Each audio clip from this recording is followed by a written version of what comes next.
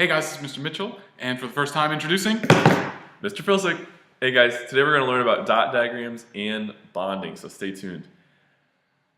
Let's do a little recap about dot diagrams that you learned in the previous video. The dots on a dot diagram represent valence electrons. Remember, you can figure out the number of valence electrons an element has by looking at its column on the periodic table. For example, you can see rubidium down there at the left. It's in column number 1, so it has 1 valence electron on its Lewis dot diagram.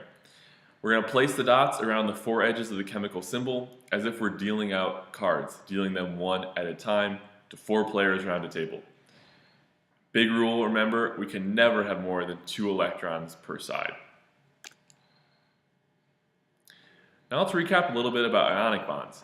Remember, ionic bonds form between metals and nonmetals. They form when one element transfers an electron to another. So you see sodium right here has 1 electron in its valence shell. It transfers it to chlorine. When that happens, both elements become stable, but by losing an electron, sodium becomes positive, and by gaining an electron, chlorine becomes negative. As you know, when you have 2 opposite charges, they're going to attract and form an ionic bond.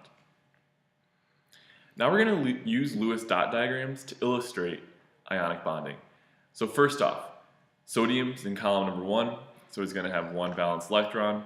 Chlorine is in column 17, so he's going to have 7 valence electrons. We're going to deal them out 1 by 1. We have 7 right there. Now, as a reminder, by looking at the number of unpaired electrons, in other words, electrons that don't have a pair on their side, we can tell how many bonds an element can make. We can see that chlorine only has 1 unpaired electron, so he's going to make 1 bond. Sodium has 1 unpaired electron as well, so he's going to make 1 bond. In the same way we saw before, sodium is going to transfer that 1 valence electron to chlorine, and we can draw this like you see on the screen right now. Chlorine, if we draw a box around chlorine, once it gets that electron, now has 8 valence electrons. Is it stable, Mr. Mitchell? it is indeed. And what's its charge? I believe it is -1. Yeah, it'll have a -1 charge. Sodium, on the other hand, lost its 1 valence electron, so now it's going to go back to having a full outer shell like neon. You sure about that? I am positive. And in fact, sodium has a positive charge. But when using Lewis dot diagrams, the dots fit together like puzzle pieces to predict bonds. And you can see that on the screen right now, like a puzzle piece. Now let's try this one. This one's going to be a little bit trickier. So you have sodium sulfide. First off, let's draw those Lewis dots. Sodium, 1 valence electron, as you know. Sulfur is in column 16, so it's going to have 6 valence electrons.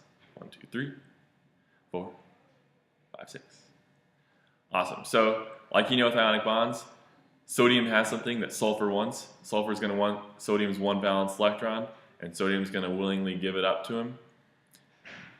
And let's check it out here. Are they both stable? So sodium lost his valence electron, so now it will have 8 in its outer shell, so sodium is stable. But how many valence electrons does sulfur have? Let's count. 1, 2, 3, 4, 5, 6, 7. That seems not quite stable, right? We need 8 in order to be stable. So the big question is, what are we going to do to achieve stability? We have a problem here. Well, I have an idea. Let's try it. Boom. Add a second sodium atom that has an extra valence electron. That sodium atom will transfer right over to the sulfur. Now let's count up how many the sulfur has. 1, 2, 3, 4, 5, 6, 7, 8. All parties, all atoms are stable. If we write the formula for this compound, we're going to write Na2 because we have 2 sodium atoms, and then S because we have 1 sulfur atom. And that's our ionic compound right there. So let's try this one. It'll be a little more challenging. Diatomic chlorine. The reason we call it diatomic is because chlorine comes out in pairs. Chlorine doesn't ever float around by itself. It's always paired up with another chlorine. So we'll start like we did before with the dot diagrams. Chlorine has 7. 1, 2, 3, 4, 5, 6, 7. And then I'm just going to copy the same thing down here because they're both chlorine.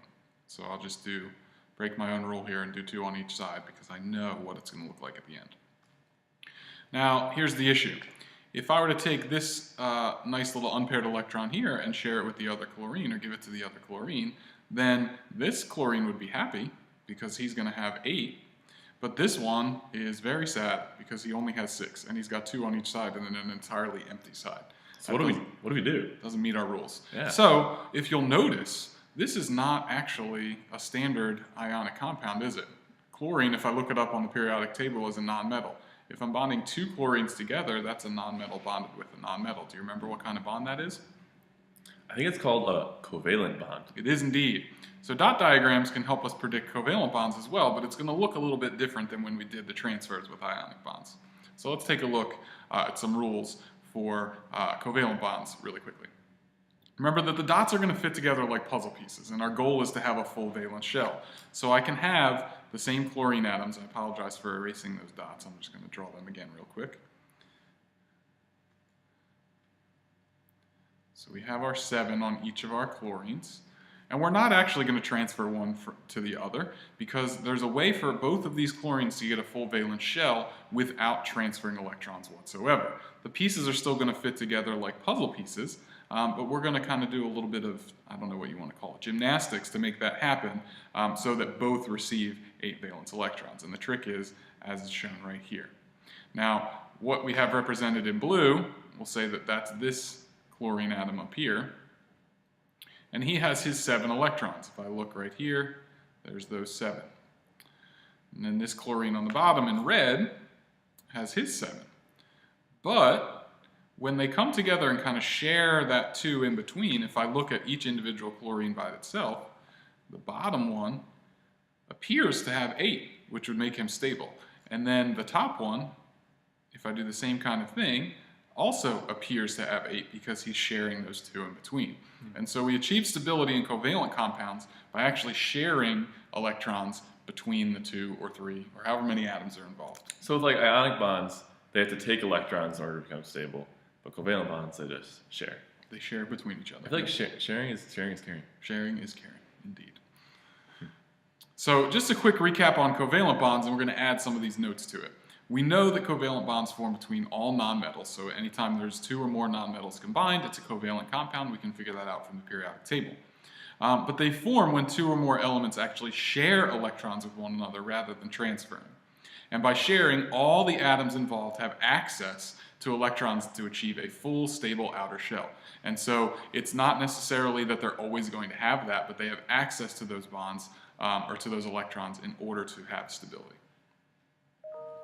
So we're going to try one more. This one's for ammonia, and we're just going to do it the exact same way we've been doing it. If I look at hydrogen, remember he's in the first column on the periodic table, therefore he has 1 valence electron. And so each of these hydrogens will just have 1. And then I look at nitrogen. Nitrogen's in the 15th column, and so he has 5 valence electrons. 1, 2, 3, 4, 5. If we look at the unpaired electrons like Mr. Filsick was doing earlier, we know that nitrogen has 1, 2, 3 unpaired electrons, and hydrogens have 1, 2, 3 unpaired electrons if I look at the combination of all 3. And so what happens is each of these hydrogens is going to go help fill in one of those empty pairs on each side of the nitrogen. Again, they fit together like puzzle pieces, so that electron will just kind of go into that portion there. And when we finish this out, we see, again, a nitrogen in the center with hydrogens all along the outside. And if we isolate each atom inside, this nitrogen appears to have 8 valence electrons through sharing with the hydrogens. This hydrogen appears to have 2, because he wants to be like helium, like we had before. And this hydrogen has 2, and this hydrogen has 2. And so that's how covalent bonding works. They just share electrons in between themselves, and therefore they all share access to having a full, stable outer shell. Over and out. That concludes our video, and I hope this was helpful for you learning how covalent compounds share by using dot diagrams as an example.